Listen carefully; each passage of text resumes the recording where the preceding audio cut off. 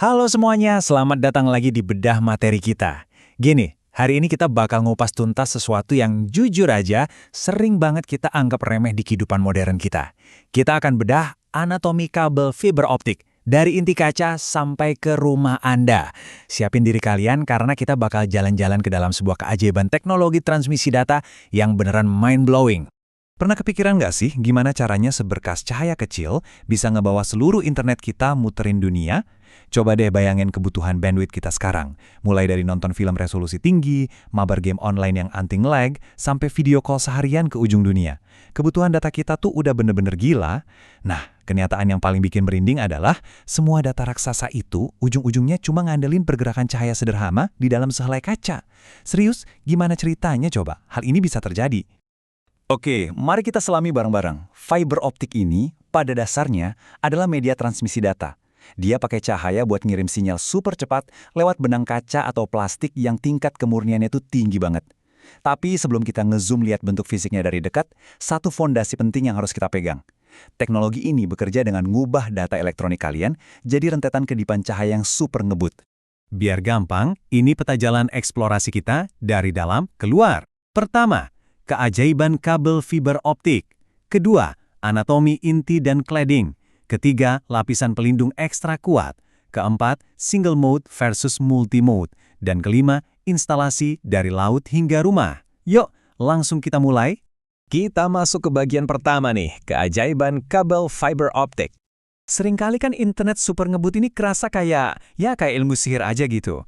Tapi percaya deh, data secepat ini tuh bukan sihir. Ini tuh murni mahakarya dari rekayasa presisi tingkat tinggi. Ini tentang gimana kita manfaatin cahaya dan ngebiarin dia merambat lurus ngelewatin struktur berskala mikroskopis. Jadi keajaiban internet kita ini sebenarnya adalah fisika murni yang diatur dengan fungsionalitas dan akurasi yang luar biasa ketat. Nah, sekarang kita benar-benar zoom in ke bagian mikroskopis terdalam di bagian kedua ini, anatomi inti dan cladding. Lapisan paling dalam, alias jantung dari segalanya, itu kita sebut core atau inti. Disinilah perambatan cahaya benar-benar terjadi. Tapi hal yang paling bikin takjub yang mau saya tekanin di sini adalah ukurannya. Inti ini terbuat dari kaca atau plastik super murni dan ukurannya tuh cuma hitungan mikron. Ini jauh lebih tipis dari sehelai rambut di kepala kalian. Coba bayangin, jalur tol buat triliunan byte data kita itu muat di dalam ruang sekecil itu. Oke, lanjut ke lapisan yang nyelimutin si inti tadi, namanya cladding. Cladding ini sama-sama kaca, tapi dia dirancang pinter banget. Cladding punya indeks bias yang lebih rendah dari si inti. Terus kenapa? Nah, yang paling menarik di sini adalah perbedaan inilah yang memanipulasi sudut kritis cahaya. Jadi cahaya yang lagi ngebut di dalam inti, itu dipaksa buat nggak keluar jalur. Biar gampang ngebayanginnya, anggap aja cladding ini kerja kayak cermin yang super sempurna. Pas cahaya lagi melesat di dalam inti dan kerasa mau nabrak dinding, cermin cladding ini bakal mantulin cahayanya balik ke tengah, terus-menerus. Di dunia fisika, kita kenal ini dengan sebutan pemantulan sempurna. Tanpa cermin cladding ini, ya cahaya bakal bocor dan data kalian bakal hilang tanpa sisa di tengah jalan. Cladding inilah yang mastiin cahaya nyampe ke tujuan dengan selamat. Mengingat kita mainan sama kaca yang rapuh, mari kita bangun pelindungnya di bagian ketiga, lapisan pelindung ekstra kuat. Jelas kita nggak bisa biarin si kaca ini telanjang gitu aja kan. Kita butuh zirah pelindung. Nah, tameng pertama yang nempel sama cladding itu namanya buffer atau coating. Ini tuh lapisan plastik elastis yang tugasnya ngelindungin kaca dari benturan fisik, kelembapan, dan ini yang paling krusial, ngelindungin pas kabelnya ditekuk, biar kacanya nggak patah berkeping-keping. Oh iya, satu faktor brilian lagi, coating ini hadir dalam macam-macam warna cerah. Bukan buat gaya-gayaan, tapi ini sistem identifikasi biar teknisi gampang nyortir dan ngenalin kabelnya di lapangan.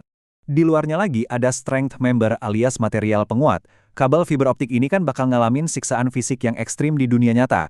Entah ditarik paksa masuk pipa atau dibentangin di udara. Biar nggak putus pas instalasi, lapisan penguat ini dibuat dari bahan super tangguh kayak benang aramid, kawat baja, atau bahkan Kevlar. Bener banget, bahan yang dipakai buat bikin rompi anti peluru itu dipakai di sini murni cuma buat jagain koneksi internet kalian tetap nyambung. Yuk kita lihat gimana strukturnya terbangun dari dalam ke luar. Kita udah lihat 5 lapisan struktural utamanya nih. Pertama core buat jalurnya cahaya, kedua cladding sebagai cermin pelindung, ketiga buffer atau coating sebagai tameng plastik elastis, keempat strength member sebagai otot penahan tarikan, dan tentu aja yang kelima outer jacket. Ini jaket pelindung terluar yang ngebungkus semuanya jadi satu kabel fisik utuh yang bisa kita pegang. Kita geser ke bagian keempat, single mode versus multi mode. Kita pelajari gimana sebenarnya cahaya ini ditembakkan. Nah, kalian harus tahu, kalau nggak semua fiber optik itu sama. Mari kita bicara soal angka dulu.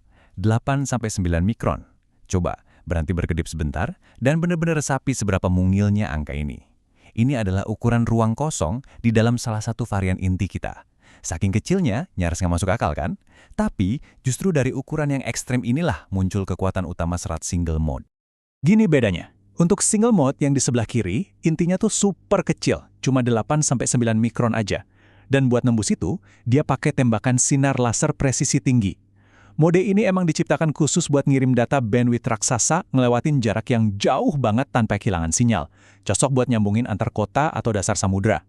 Sementara multi-mode di sebelah kanan, intinya lumayan lebih lapang, sekitar 50-62,5 mikron.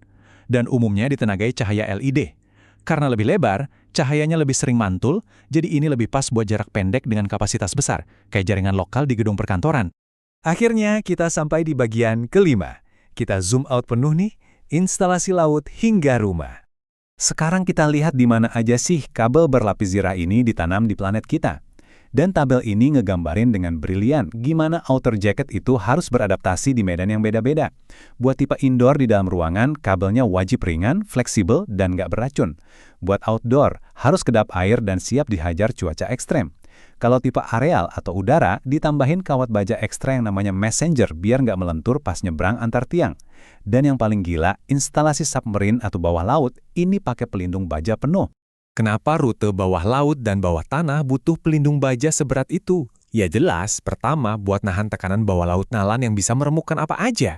Tapi, ini fakta yang benar-benar mengejutkan. Internet global kita itu secara harfiah harus dilindungi dari gigitan hewan. Seriusan, aktivitas hewan di dasar samudra, kayak gigitan ikan hiu, itu ancaman nyata buat kabel antar benua kita. Makanya zirah baja tingkat tinggi itu mutlak, biar cahaya di dalamnya tetap aman. Nah, dari jaringan benua yang supermasif tadi, kita mengerucut ke drop cable atau yang sering disebut drop core. Inilah simpul krusial terakhirnya. Drop cable inilah kabel yang melayang dari tiang distribusi di pinggir jalan rumah kalian, nembus atap dan nyolok langsung ke dalam modem. Ini benar-benar tautan fisik penutup yang nganterin infrastruktur bernilai miliaran dolar itu langsung ke ruang keluarga kalian setiap harinya. Sebagai penutup bedah materi kita, saya mau ninggalin kalian sama satu pemikiran mendalam ini. Pernahkah kalian benar-benar nyadar kalau keseluruhan dunia maya kalian, setiap dokumen kerjaan yang dikirim, setiap tontonan yang kalian nikmatin, sampai senyum keluarga di ujung video call, itu semuanya bergantung mutlak sama sehelai kaca mikroskopis yang ngumpet di balik lapisan zirahnya. Ini sungguh sebuah keajaiban rekayasa yang luar biasa. Teruslah belajar, tetap penasaran, dan sampai jumpa di eksplorasi pengetahuan kita selanjutnya.